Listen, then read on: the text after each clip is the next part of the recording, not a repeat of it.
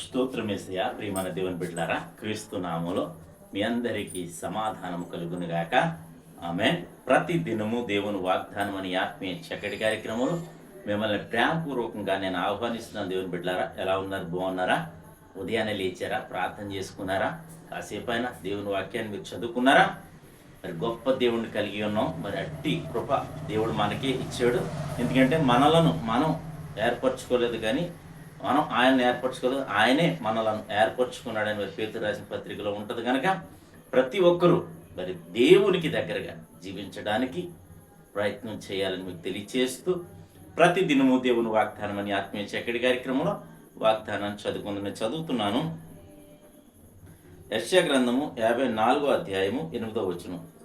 మహోద్రేకము కలిగి నిమిషం మాత్రము నీకు విముఖుడనైతిని, నిత్యమైన కృపతో నీకు వాత్సల్యము చూపుదును అని నీ విమోచకుడు యెహోవా సెలవిచ్చుచున్నాడు. దేవునికి స్తోత్రం. దేవుడు చక్కటి వాగ్దానం ద్వారా మరి సెలవిస్తా ఉన్నాడు. ఏమనంటే నిత్యమైనంటే ఒక నిమిషం మాత్రమే నీకు విముఖుడమైన అన్నాను. ఎందుకంటే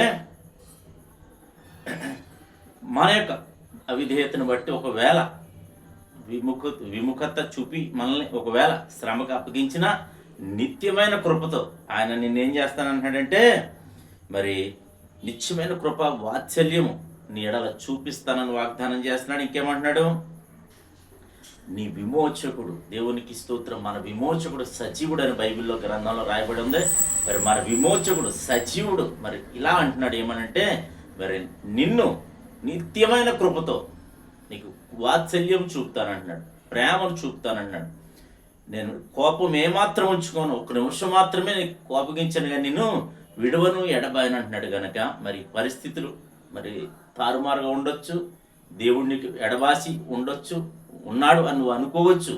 అయితే అది ఒక్క నిమిషం మాత్రమే.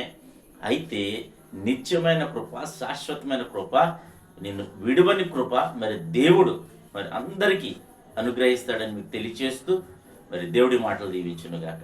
ఆమె ప్రార్థన చేసుకుందాం. స్తోత్రము తండ్రి, వందనాలు యేసయ్యా.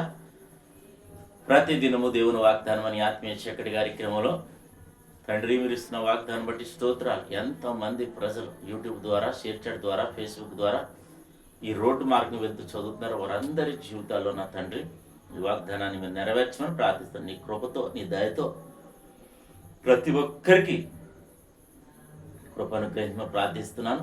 అలాగే తండ్రి ఈ దినం ప్రభా ఎవరన్నా రోగులు ఉంటే స్వస్థపరచమని ప్రార్థిస్తున్నాం, శ్రమల్లో ఉంటే విడిపించమని ప్రార్థిస్తున్నాం. ప్రభా ఆయా రీతిలుగా అపాయకరమైన పరిస్థితుల్లోకి వెళ్ళిపోయిన ప్రజలను జ్ఞాపకం చేసుకోండి.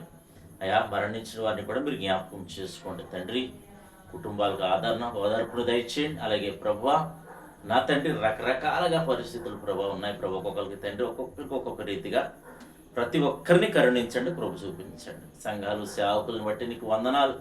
నేను సేవకుల సంఘాన్ని కూడా మీరు దీవించండి, ఆశీర్వదించండి. అలాగే ప్రభువా ఈ దినం మా గ్రామాన్ని, మా రాష్ట్రం, మా దేశాన్ని కాచి కాపాడమని, మా సరిహద్దుల్లో నెమ్మదిని దయచేయమని, అలాగే ఉద్యోగాల కోసం చూసిన బిడ్డకు ఉద్యోగాలు, నేను ఆశీర్వాదం కోసం చూసిన బిడ్డలకు ఆశీర్వాదం ప్రభు, ఆగిపోయిన ప్రతి ఆశీర్వాదం బిడ్డలకు దయచేయమని, అయా ఈ చివరి దినాన్న ప్రభు, ఈ నెలలో నేను మొదటి నెల చివరి దినాన్ని నేను నిన్ను స్తుతించడానికి, ప్రార్థించడానికి ఇచ్చిన అవకాశం బట్టి నిన్ను స్తుతిస్తూ ఈ దినం ఎవరైతే మ్యారేజ్ డే బర్త్డే చెప్పిన బిడ్డలందరికీ క్రీస్తు నామములో ప్రభు యొక్క నీ యొక్క సమాధానము, క్షేమం, ఆశీర్వాదం కలుగునుగా కానీ ప్రకటిస్తూ యేసు క్రీస్తు నామములో ప్రార్థన అడుగుతున్నాము తండ్రి. ఆమేన్.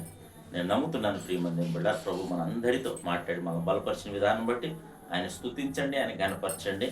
అలాగే వీడియోలు అనేక మందికి షేర్ చేయండి, లైక్ చేయండి, ఛానల్ సబ్స్క్రైబ్ చేసుకోండి. దేవుడు నిన్ను కుటుంబాన్ని దీవించునుగాక. ఆమేన్.